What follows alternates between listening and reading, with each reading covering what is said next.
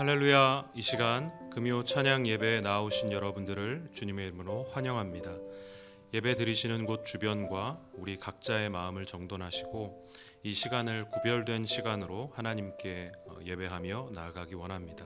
이 시간 다 함께 기도하겠습니다. 날마다 우리 짐을 지시는 주 곧 우리의 구원이신 하나님을 찬송할지어다. 찬양받기에 합당하신 우리 주 하나님, 이 시간 한 주를 마무리하며 주님 앞에 나와 예배하게 하시니 감사합니다. 오늘 우리가 만난 이 어려운 상황 중에도 종일 집 안에만 머물러 있어야 하는 반복적이고 또한 무의미해 보이는 이 매일의 삶 속에서도 여전히 우리와 동행하시며 여전히 하나님의 의미 있는 일들을 이루어가고 계시는 신실하신 하나님, 날마다 우리의 짐을 지시는 구원의 하나님, 이 시간 감사함으로 하나님께 찬양과 경배를 올려드리기 원합니다. 성령 하나님, 이 시간 예배하는 우리의 마음을 다스려 주시고 주장하여 주사 온 마음 다해 하나님을 찬양하게 하여 주시고 찬양 중에 우리 안에 회복이 있게 하여 주옵소서. 또한 이 시간 드려지는 이 모든 예배를 통하여서 하나님만 홀로 영광 받아 주옵소서. 감사드리며 예수님의 이름으로 기도합니다. 아멘. 날마다 우리의 짐을 지시는 구원의 하나님께서는 오늘도 예수님과의 연합을 통하여서 임마누엘, 우리와 함께 하십니다. 그래서 어디를 가든지 우리가 무슨 일을 만나든지 두려워하지 않을 수 있습니다. 이 시간 영원토록 우리와 함께 하시겠다고 약속하신 그 예수님께서 오늘도 성령으로 우리와 동행하고 계심을 기억하며 이 시간 다 함께 찬양하기 원합니다. 어디든지 예수 나를, 어디든지 예수 나를 이끌면 어디든지 예수 함께 가려네. 예수 함께 아니 가면 나 없고 예수님과 동행하면 겁 없네. 어디를 가든지 겁낼 것 없네. 어디든지 예수 함께 가려네. 세상 친구 모두 나를 떠나도 주와 동행하면 외로움 없겠네. 가는 길이 위태하고 험해도 어디든지 예수 함께 가려네. 어디를 가든지 겁낼 것 없네. 어디든지 예수 함께 가려네. 어두운 그늘 나를 애워쌀 때에 주가 함께 계심 믿고 자려네. 죽은 후에 천국에서 깨어나 예수와 함께 길이 살리라. 어디를 가든지 겁낼 것 없네. 어디든지 예수 함께 가려. 어디를 가든지 겁낼 것 없네. 어디든지 예수 함께 가려네.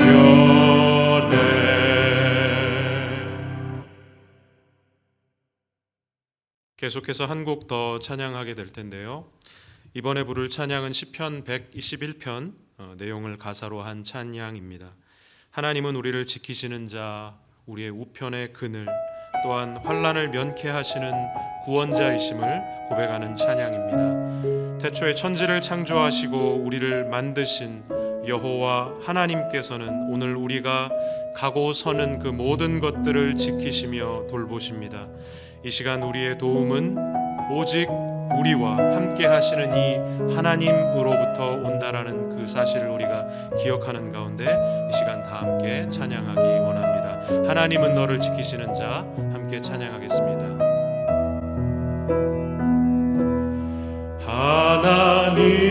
하나님은 너를 지키시는 자, 너의 우편에 그늘 되시니 낮에 해와 밤에 달도 너를 해치 못하리. 하나님은 너를 지키시는 자, 너의 환난을 면케 하시니 그가 너를 지키시리라. 너의 출입을 지키시리라. 눈을 들어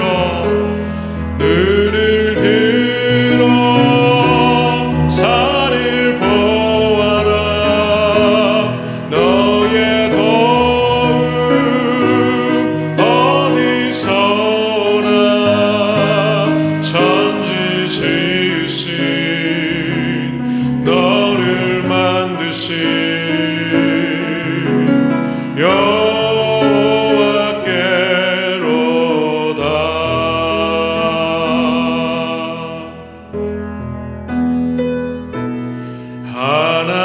하나님은 너를 지키시는 자, 너의 우편에 그늘 되시니 낮에 해와 밤에 달도 너를 해치 못하리. 너를 해치 못하리.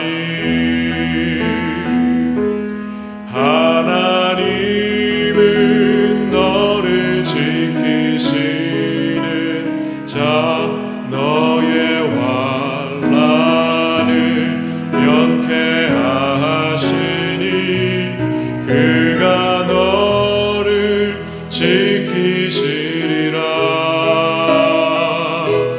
너의 출입을 지키시리라. 눈을 들어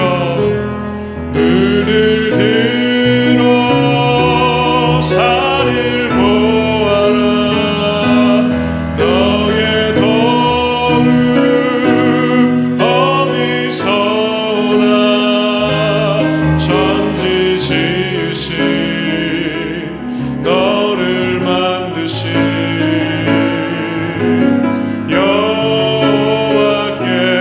여호와께로다. 눈을 들어 산을 보아라. 너의 도움 어디서나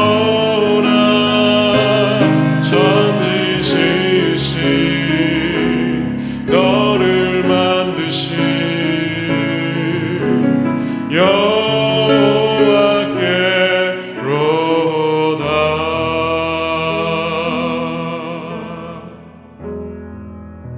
이 시간 말씀 듣기 전에 잠시 통성으로 합심 기도하며 나아가기 원합니다. 하나님, 우리에게 자비를 베푸사 이 코로나 사태가 속히 해결되게 하여 주옵소서. 또한 이 시간을 통해 하나님의 신실하심을 믿고 의지하며 나아가게 하여 주옵소서. 우리 각자를 향한 하나님의 뜻을 더 많이 깨닫는 시간 되게 하여 주옵소서. 그리고 지금 드리는 이 예배를 통하여서 우리의 지친 영혼이 새롭게 되며 소망 가운데 하나님을 섬기게 하여 주옵소서. 이 예배를 통해 오직 하나님만 영광 받아 주옵소서. 함께 기도하겠습니다. 은혜와 긍휼을 베푸시는 하나님, 이 시간 오직 하나님의 이름을 높이 믿으며 나아가기 원합니다. 성령 하나님, 이 시간 각자의 처소에서 예배하는 우리 모두의 심령을 주장하사 하나님 받으실 만한 온전한 예배 드리게 하여 주옵소서. 이 시간 말씀하여 주시고 그 말씀 힘입어 소망의 능력으로 일어서게 하여 주옵소서. 이 시간 드리는 우리의 예배를 아버지 영광 받아 주옵소서.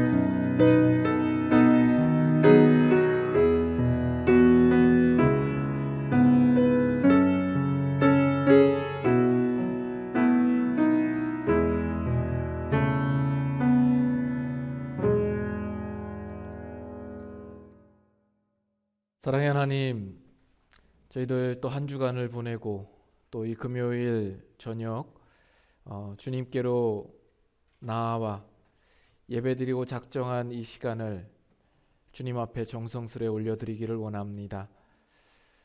우리의 살아가는 모든 삶 가운데 주님께서 언제나 동행하여 주시고 또 함께하여 주시는 줄 믿습니다. 이스라엘 백성들이 광야에 나와 그 광야길을 지나는 동안에도 주님께서 한순간도 그 백성들을 잊지 아니하시고 떠나지 아니하시고 동행하시며 그들의 필요를 채워주시고 보호하시며 인도하여 주셨던 것처럼 오늘 살아가는 우리들의 삶의 형편이 어떠하든지 주님께서 지금도 우리 곁에 함께 하시며 또 우리를 지켜보고 계시는 줄 믿습니다. 우리가 그 사실을 분명히 믿고 또 이 시간도 감사하는 마음으로 주님을 찬양하며 또 예배하기를 원합니다.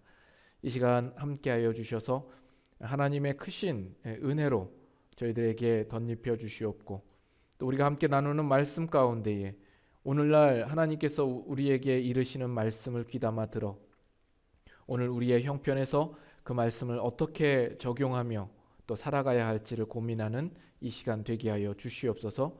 부족한 종 가운데 함께 하시고 이 시간 예배에 임하는 모든 심령들 그 가정마다 주님께서 축복하여 주시옵소서. 예수님의 이름으로 기도드리옵나이다. 아멘. 네, 말씀 보겠습니다. 이사야서 7장 이사야 7장 13절부터 17절까지 말씀입니다. 이사야 7장 13절부터 17절까지 구약성경 976페이지 정도가 됩니다. 이사야서 7장 13절부터 17절까지 한번 같이 교독하도록 하겠습니다. 이사야가 이르되 다윗의 집이여 원하건대 들을지어다. 너희가 사람을 괴롭히고서 그것을 작은 일로 여겨 또 나의 하나님을 괴롭히려 하느냐. 그러므로 주께서 친히 징조를 너희에게 주실 것이라. 보라, 처녀가 잉태하여 아들을 낳을 것이요 그의 이름을 임마누엘이라 하리라. 그가 악을 버리며 선을 택할 줄 알 때가 되면 엉긴 젖과 꿀을 먹을 것이라. 대저 이 아이가 악을 버리며 선을 택할 줄 알기 전에 내가 미워하는 두 왕의 땅이 황폐하게 되리라. 다 같이 읽습니다. 여호와께서 에브라임이 유다를 떠날 때부터 당하여 보지 못한 날을 너와 내 백성과 내 아버지 집에 임하게 하시리니 곧 아수르 왕이 오는 날이니라. 아멘. 여러분 안녕하십니까? 벌써 4월이 지나고 5월이 됐습니다. 우리가 3월 중순부터 시작된 스테이 앳 홈 벌써 한 달 반여 정도가 되는데 지금쯤 점점 지쳐가는 분들이 있지 않을까 생각을 합니다. 그리고 지난 4월을 돌이켜봐도 왜 이렇게 한 달이 천천히 가나 이런 생각을 하시는 분들이 많지 않을까 생각을 합니다. 5월을 또 한 달을 견뎌야 되는데 그걸 생각하면 한숨이 절로 나시는 분도 있으리라 생각이 됩니다. 군대를 가면 군대에서 시간이 얼마나 안 갑니까? 근데 군대에 이런 이야기가 있습니다. 거꾸로 매달려도 국방부 시간은 간다. 국방부 시계는 간다. 그래서 이 5월 달도 분명히 시간은 가게 되어 있습니다. 그러나 여러분께서 다소 이런 시간들을 보내는 게 어색해 보이고 또 생소해 보일지 모르지만 훗날 이 시간이 다 지나고 나면 우리가 언젠가는 웃으면서 우리 인생에 이런 때도 있었지라는 이야기를 우리가 서로 할 날도 분명히 있으리라 생각합니다. 그때에 지금 이 시간이 정말 좋은 기회였는데 의미 있게 시간을 보내지 못한 일로 인하여서 후회하는 일이 없기를 바랍니다. 그러려면 오늘 우리는 좀 더 정신을 차려서 오늘 이 시간 이때에 우리가 할 수 있는 가장 의미 있는 일들을 찾아서 최선을 다해서 살아가는 그 노력이 필요하리라 생각을 합니다. 그래서 오늘 지금 이 시간도 우리는 가장 의미 있는 하나님의 말씀을 집중하여 생각해보는 이 시간을 가져보고자 합니다. 오늘 본문에는 예수님의 탄생에 대한 이사야의 예언이 나오죠. 우리는 그저 예수님 탄생에 대한 예언의 말씀으로만 생각했던 그 구절이 어떤 의미를 가지는지 보다 깊은 의미를 오늘 생각해 보려고 합니다. 이미 지난 시간에 그 유다 왕 아하스와 또 그 당시 이 주변국들의 국제 정세에 대하여서 이야기를 나눈 바가 있습니다. 그렇지만 지금 이 이사야서 말씀은 단지 그 유다가 겪고 있는 또는 아하스가 겪고 있는 한 사건에 대한 문제만이 아니라 보다 폭넓은 의미를 가지고 있다라는 것을 여러분 좀 눈치를 채셔야 됩니다. 7장 3절을 보시면 지난주에도 말씀드렸던 것처럼 이사야를 하나님께서 아하스에게 보내면서 그 아들 스알야숲도 같이 보내죠. 그 스알야숲의 뜻이 뭐라고 그랬습니까?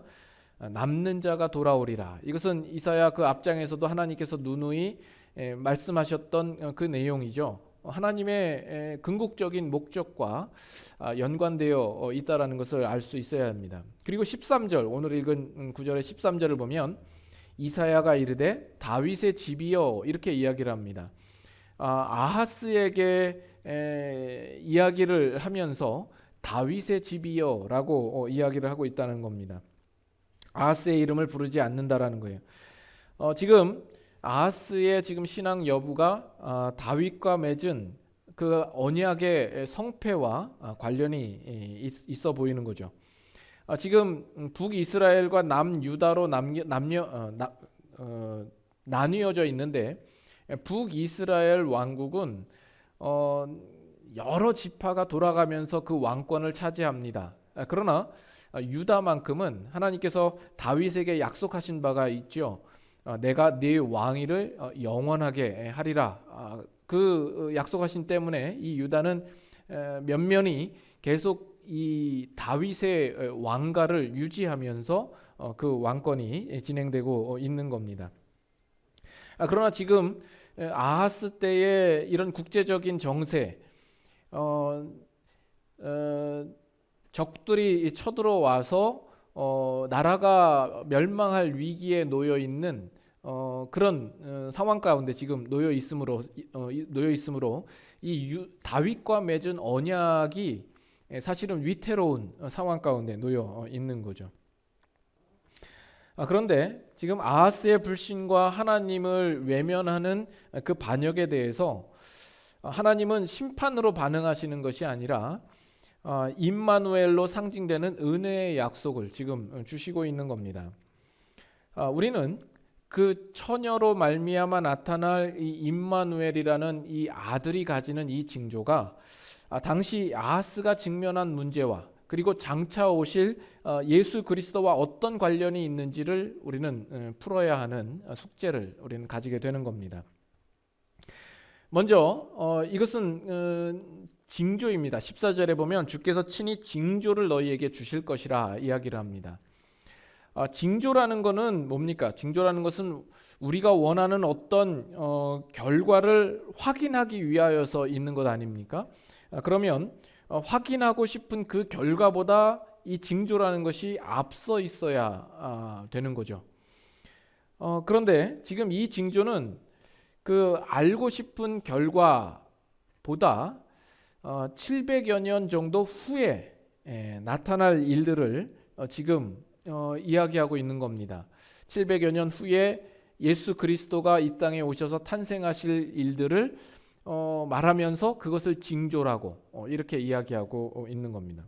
물론 당시에도 이 아하스와 이사야 선지자가 둘 다 동시에 알만한 어떤 처녀가 있었을지도 모릅니다.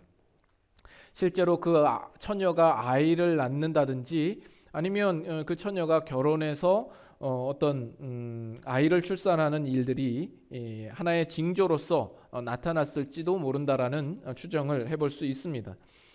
그러나 성경에는 전혀 당시에 어떤 여자가 있었는지 또 어떻게 확인했는지에 대한 관심이 없습니다. 이 징조는 결국 700여 년 후에 예수님의 탄생으로만 집중되어서 성경이 말하고 있는 겁니다. 지금 이 구약 성경이 그 가장 그 오래된 사본으로서 그러니까 가장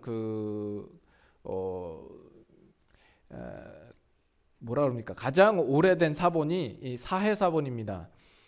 이 사해사본이 1940년대 중반쯤에 이제 그 발견이 된 거죠. 근데 그 사본에 보면 이 이사야 7장 14절에 나오는 이 처녀라는 이 단어는 젊은 여자로 표현이 되어 있습니다. 그 72력이라고 해서 헬라어로 번역한 성경에서는 동정녀라고 번역을 한 거죠. 근데 이제 지금 가장 오래된 그 사본이 젊은 여자라고 되어 있습니다. 종종 그 사본이 젊은 여자로 되어 있다라는 것으로 예수님의 동정녀 탄생을 부인하려고 하는 사람들이 있는데 그것은 부인할 만한 증거가 전혀 되지 못합니다. 그리고 성경은 그 부분보다 근본적인 의미에 보다 초점을 맞추고 있습니다. 어쨌든 이 징조는 우리가 알고 싶은 결과가 있으면 시간적인 배열상 그 결과보다 앞서 나타나야만 그것이 징조의 역할을 하는 거죠. 그 결과가 일어난 후에 있을 사건을 결코 징조로 삼을 수는 없는 문제입니다. 그러나 지금 이 징조는 지금 아하스가 겪고 있는 문제, 이사야가 있는 그 당대보다 훨씬 후에 있을 일들을 징조로 지금 주어지고 있는 겁니다. 근데 성경에 보면 이런 식의 징조 또는 증거가 몇 군데 더 이렇게 제시되어 있습니다. 출애굽기 3장 11절 한번 보실까요? 출애굽기 3장. 출애굽기 3장 11절과 12절 제가 11절 읽고 12절은 다 같이 읽도록 해보죠. 모세가 하나님께 아뢰되 내가 누구이기에 바로에게 가며 이스라엘 자손을 애굽에서 인도하여 내리이까. 하나님이 이르시되 내가 반드시 너와 함께 있으리라. 네가 그 백성을 애굽에서 인도하여 낸 후에 너희가 이 산에서 하나님을 섬기리니 이것이 내가 너를 보낸 증거니라. 지금 모세가 하나님께 부름을 받는 장면인데 이 모세가 하나님의 명령에 즉각적으로 순종하지 않아서 지금 이어지는 대화의 내용입니다. 모세의 불만은 뭐냐면 왜 하나님께서 왜 이제서야 부르시는가 하는 거죠. 그가 젊을 때에 40세에 그 애굽의 그 왕가에 있을 때에 그가 하나님을 열심히 편들어서 하나님의 백성을 편들어서 애굽의 관원을 죽이게 되죠. 그 일로 인해서 이 모세는 미디안 광야로 도망을 갈 수밖에 없었습니다. 그때는 하나님께서 아무런 도움도 주시지 않고 반응이 없으시다가 이제 40년이 지난 후에 미디안 광야에서 양치기를 하며 더 이상 힘을 쓸 수 없을 그때에 오셔서 하나님께서 이제 너를 보내니까 가라고 명하시니까 이 모세는 거기에 대한 불만이 있는 겁니다. 하나님께서 말씀하시는 것은 그때는 네가 혼자 설친 것에 불과하고 이번에는 내가 너와 함께 하겠다 하는 겁니다. 그러시면서 제시한 증거가 뭐냐면 너희가 이 산에서 하나님을 섬길 것이다. 이것이 내가 너를 보낸 증거다라는 겁니다. 지금 모세는 지금 자신이 이스라엘 백성에게 갈 때 하나님께서 나와 함께 하실 것인지, 그리고 그 일이 성취되고 승리로 이끌어질 것인지를 확인하고 싶은 거예요. 그러나 지금 하나님이 주신 증거는 모세가 가서 이스라엘 백성들을 끌고 나오는 일에 성취를 한 다음에 나타날 수 있는 결과를 증거로 지금 제시하시고 있는 겁니다. 그 증거가 확인하고픈 일보다 앞서서 나타나야 되는데 훨씬 뒤에 있을 일을 증거로 지금 말하고 있는 겁니다. 정말 징조다우려면 어떻게 해야 돼요? 성경에 그런 예로서 기드온 사사를 보면 하나님께서 기드온을 부르셔서 싸워서 나가라고 하는데 기드온이 겁을 먹죠. 그래서 하나님을 시험합니다. 하나님, 그러면 내가 양털을 놓을 텐데 내일 아침에 갔을 때 이 양털에만 이슬이 있고 다른 땅에는 마른 땅이 되게 해주십시오. 그래서 기드온이 다음 날 일어나서 가봤더니 그 양털을 짰더니 한 다라이 물이 나오고 사막을 걸어서 돌아왔다, 이렇게 되어 있죠. 그래서 기드온이 다시 한번 하나님을 시험합니다. 하나님, 그러면 이번엔 반대로 그 주변 땅에만 이슬이 내리고 이 양털에는 이슬이 내리지 않게 해주십시오. 그래서 다음 날 기드온이 가서 확인해 봤더니 양털에는 정전기가 일어났는데 돌아올 때는 헤엄쳐서 왔다. 이런 내용이 나오죠. 이 정도가 돼야 어떤 징조가 되고 증거가 되는 거죠. 기드온이 그걸 보고 정말 하나님께서 함께 하시겠구나, 이런 생각을 하고 전쟁에 나가지 않았겠습니까? 하나님이 나보고 너는 이제 나의 할 일을 위해서 피아노를 배워라. 아니, 하나님 지금까지 피아노를 배운 적이 없는데 왜 갑자기 피아노를 배우라고 하십니까? 정말 하나님께서 이것이 원하는 일입니까?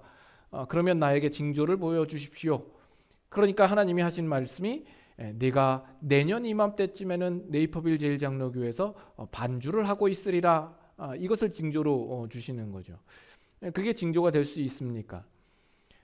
그게 아니라 이제 2, 3일 후면 누군가가 너에게 그랜드 피아노를 사줄 것이다 라든가, 아니면 피아노를 치려고 손을 올리면 네 손이 오징어 발처럼 춤출 것이다, 뭐 이런 식으로 징조를 줘야 징조답지 않겠습니까?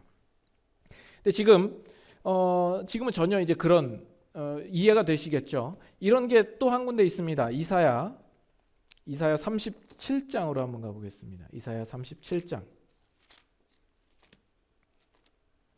이사야서 37장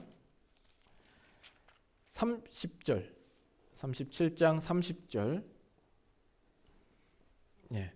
같이 한번 읽습니다. 왕이여, 이것이 왕에게 징조가 되리니 올해는 스스로 난 것을 먹을 것이요, 둘째 해에는 또 거기에서 난 것을 먹을 것이요, 셋째 해에는 심고 거두며 포도나무를 심고 그 열매를 먹을 것이니라. 지금 이 상황은 그 아수르 왕 산헤립이 이 히스기야 왕에게 쳐들어왔을 때에 하나님께서 주시는 징조입니다. 당시 아수르는 강대국이고 그 아수르가 쳐들어왔기 때문에 유다는 바람 앞에 있는 촛불처럼 됐습니다. 풍전등화가 된 거죠. 그래서 히스기야가 전전긍긍하니까 하나님께서 이사야를 통하여서 걱정하지 마라. 너희가 이길 것이고 아수르는 패하여서 퇴진하게 될 것이다. 이렇게 말씀하시면서 주신 징조가 뭐냐 하면 올해에는 어떻게 될 것이고, 둘째 해에는 또 뭘 먹을 것이고, 셋째 해에는 심고 거두고 그 포도나무를 심고 그 열매를 먹게 될 거다. 이걸 징조로 주시는 겁니다. 이 징조라고 하는 것은 지금 그 상황과 그 전투에서 이겨야만 가질 수 있는 결과 아닙니까? 지금 이길지 말지를 확인하고 싶은데, 그러면 그 일보다 앞에 있는 어떤 무언가를 징조로 줘야 마땅하지 않습니까?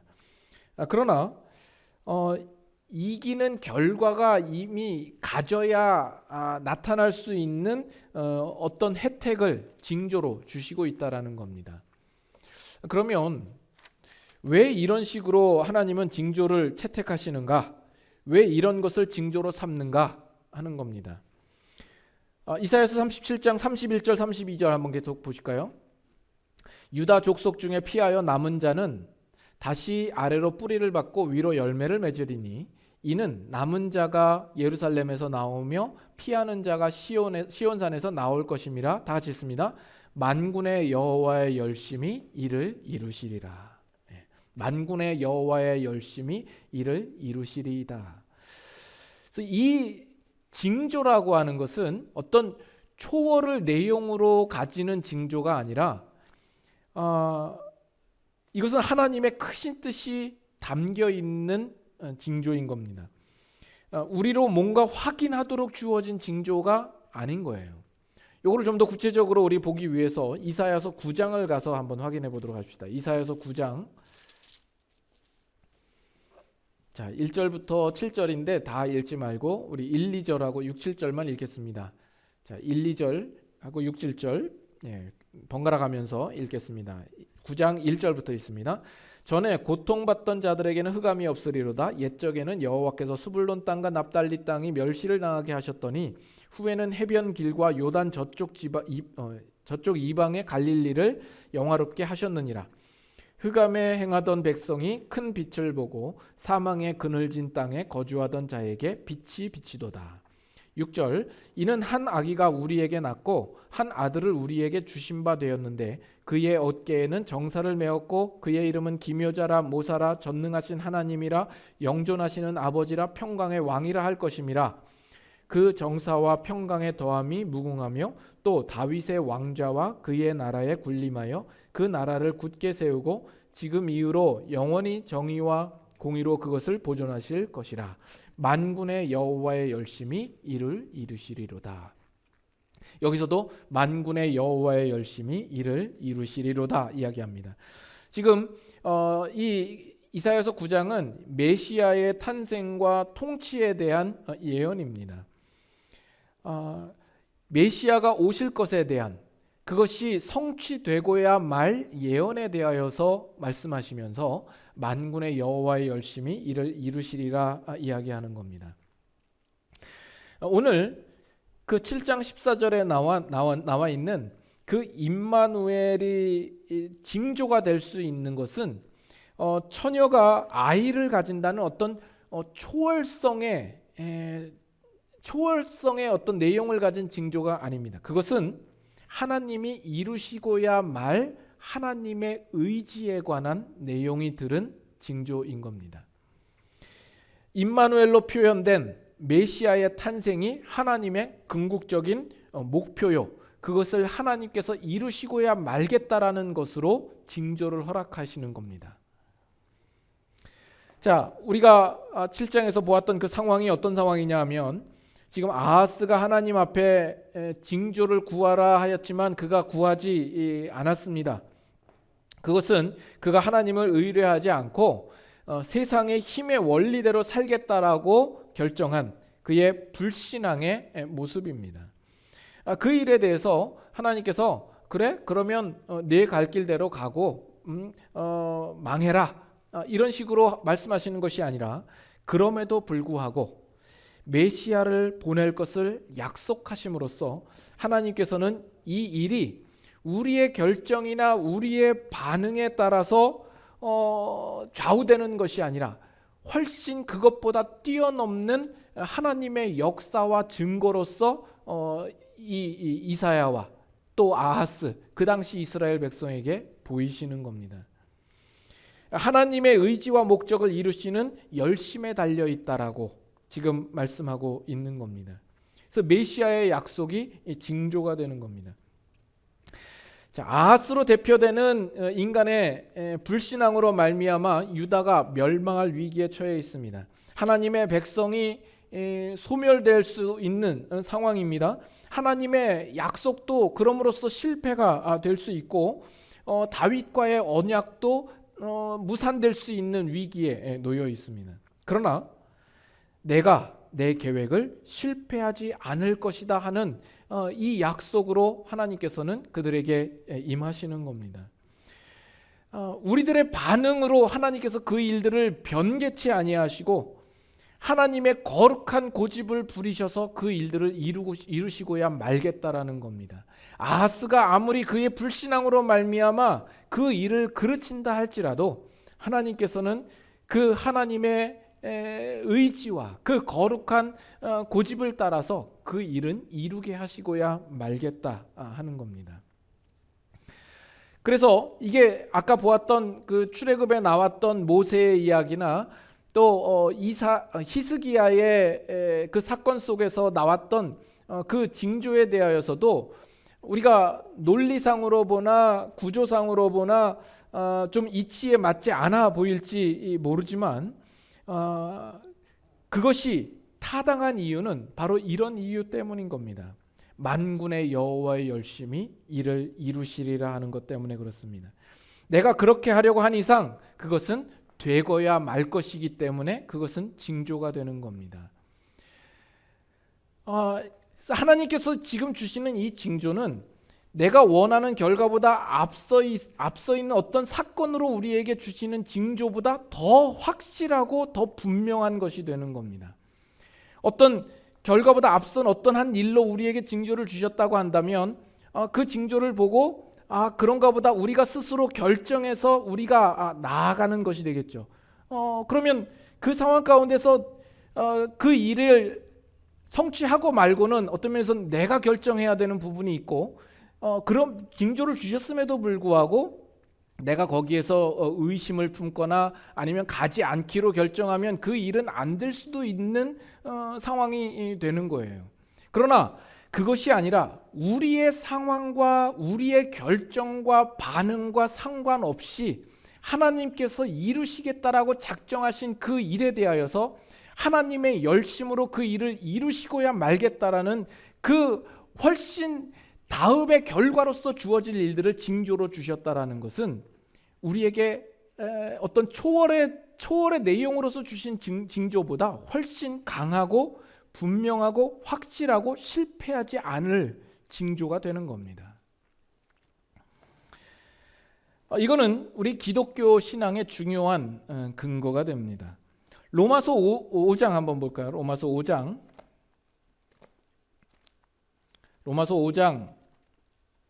6절 5장 6절부터 8절까지 한번 봅니다. 제가 있습니다. 로마서 5장 6절부터 봅니다. 우리가 아직 연약할 때에 기약대로 그리스도께서 경건치 않은 자를 위하여 죽으셨도다. 의인을 위하여 죽는 자가 쉽지 않고 선인을 위하여 용감히 죽는 자가 혹 있거니와. 다 같이 우리가 아직 죄인 되었을 때에 그리스도께서 우리를 위하여 죽으심으로 하나님께서 우리에 대한 자기의 사랑을 확증하셨느니라. 우리가 아직 연약할 때입니다. 우리가 아직 죄인 되었을 때입니다. 우리가 하나님을 향하여서 어떤 요구를 한 적도 없고 원한 적도 없고 필요를 간구한 적도 없었던 그때에 하나님께서 우리를 위하여서 그리스도를 보내주시는 겁니다. 그럼으로써 하나님께서 우리에게 대한 자기의 사랑을 확증하셨다라는 겁니다. 여기서 하나님께서 말씀하시는 사랑이라는 것은 어떤 의미가 들어있는 겁니까? 하나님이 우리를 향하여서 가진 그 목적을 이루기 위하여서 하나님이 모든 우리의 불신앙과 우리의 부패함과 우리의 완악함과 그 그르친 일들을 꿰뚫고 지나오시는 어떤 힘을 말하고 있는 겁니다. 하나님의 의지를 말하는 것이죠. 인간이 여전히 죄 가운데 있고 연약함 가운데 있고 그 반응하는 것이 언제나 실패밖에 없는 그 상황 속에서도 하나님께서 그것을 뚫고 그 일들, 목적하셨던 그 구원의 일들을 이루어내시는 하나님의 열심과 의지가 담겨 있는 사랑이 되는 겁니다. 그래서 만군의 여호와의 열심이 이를 이루시리이다 하는 이 일들이 그리스도 안에서 성취되는 것이죠. 우리의 반응이 어떠하든지 하나님께서는 그의 계획하신 것과 목적하신 것들을 의지대로 행하시는 겁니다. 그래서 오늘 우리 이 시기를 살아가는 우리 신자들에게 주시는 하나님의 징조라는 것은 어떤 것일까요? 8장 29절 보시죠. 로마서 8장 29절. 8장 29절. 하나님이 미리 아신 자들을 또한 그 아들의 형상을 본받게 하기 위하여 미리 정하셨으니 이는 그로 많은 형제 중에서 맏아들이 되게 하려 하심이니라. 또 미리 정하신 그들을 또한 부르시고 부르신 그들을 또한 의롭다 하시고 의롭다 하신 그들을 또한 영화롭게 하셨느니라. 영화롭게 하셨느니라. 이 영화롭게 되는 일들은 사실은 먼 미래의 일들입니다. 그러나 완료형으로 썼다라는 거죠. 이것을 예언적 완료라 이렇게 칭한다 말씀을 드렸습니다. 하나님이 우리를 부르셨다라면 우리를 향하여서 이미 정하신 목적이 있으신 것이죠. 하나님이 우리 편이면 이미 끝난 게임입니다. 하나님이 작정하시면 그 일들은 완성되고 성취될 수밖에 없는 겁니다. 이것이 우리에게 주신 징조인 겁니다. 우리가 어떤 반응을 보이든지 우리의 신앙에서 무엇을 내가 실패하든지 내가 주저앉든지 낙심하든지 그 모든 일들을 꿰뚫고 하나님께서 이루시고야 말 그 일들을 우리에게 징조로 주신 겁니다. 그래서 31절 그런즉 이 일에 대하여 우리가 무슨 말하리요? 만일 하나님이 우리를 위하시면 누가 우리를 대적하리요? 이것이 기독교인 겁니다. 32절 자기 아들을 아끼지 아니하시고 우리 모든 사람을 위하여 내어주시니가 어찌 그 아들과 함께 모든 것을 우리에게 주시지 아니하겠는가. 지금 이 말씀들이 이사야의 말씀과 연결이 되는 겁니다. 아하스의 불신앙 그로 말미암아 나타날 수 있는 그 위기 속에서 하나님은 이사야 7장 14절을 징조로 주십니다. 처녀가 잉태하여 아들을 낳을 것이요 그 이름을 임마누엘이라 하리라. 이 메시아에 대한 징조와 그 약속은 그 상황 속에서 모든 것을 대답하고도 남을 만한 답이 되는 겁니다. 어떤 답이요? 하나님께서 그렇게 하시기로 하셨다 하는 겁니다. 이것은 오늘날 현대의 위기 속에 살아가는 우리들에게도 우리 신자들에게도 동일한 답이 되는 겁니다. 우리는 이 아하스의 불신앙에도 불구하고 다윗과의 언약을 이루시고야 말겠다라는 하나님의 의지를 이사야를 통해서 확인했죠. 뿐만 아니라 우리는 예수 그리스도께서 오심으로 말미암아 그 하나님의 의지가 어떻게 성취되었는지를 우리는 또한 분명하게 확인하고 보았습니다.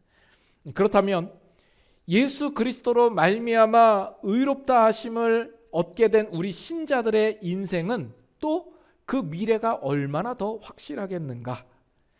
예수로 인하여서 약속하신 그 영화와 영생은 분명히 우리 안에서 이루어지고야 말 것입니다.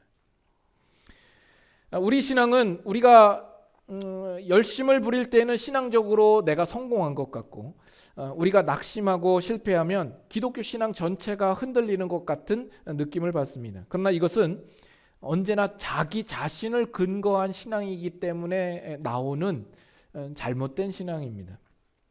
기독교 신앙이라는 것은 우리는 못나고 죄인이었지만 하나님이 우리를 원하셔서 우리를 붙잡아 이 자리에 서게 하신 겁니다.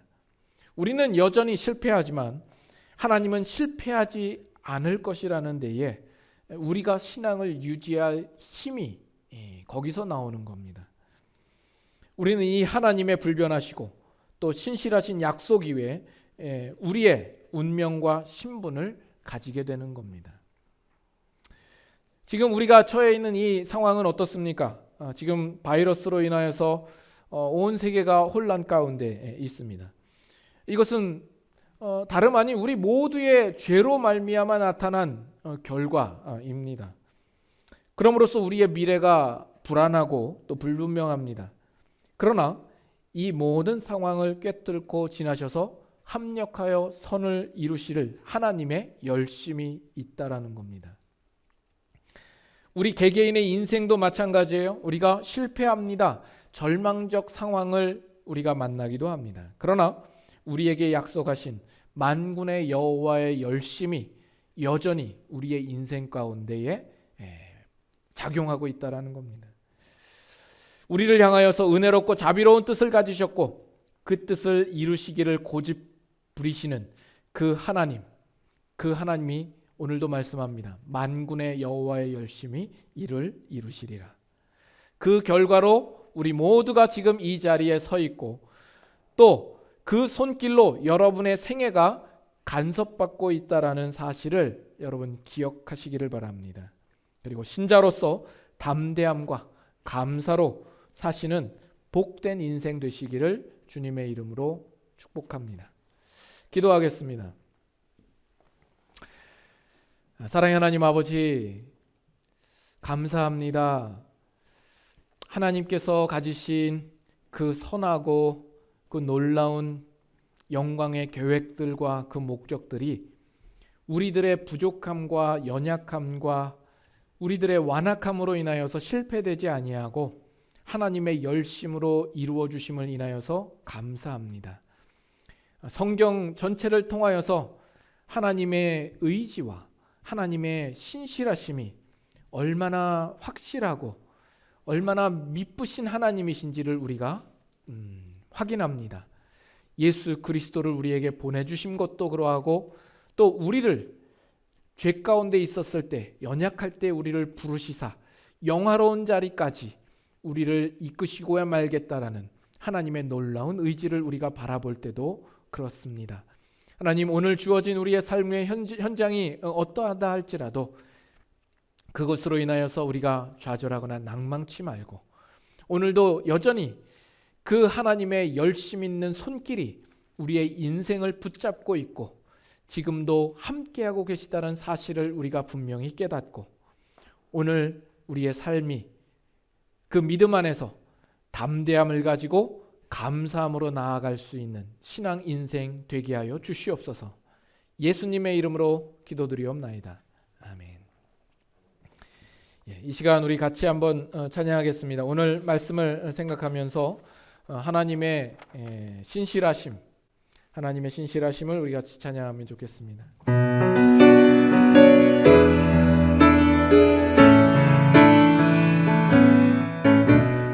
나의 반석이신 하나님, 행하신 모든 것 완전하시네. 나의 생명 되신 하나님, 내게 행하신 일 찬양합니다.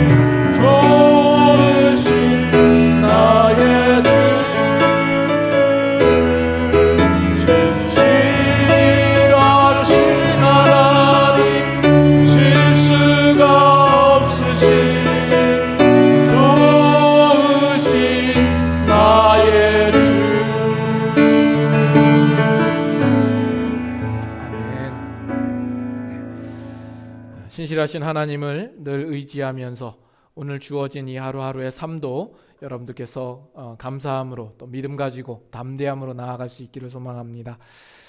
축도하심으로써 오늘 예배를 마칩니다. 이제는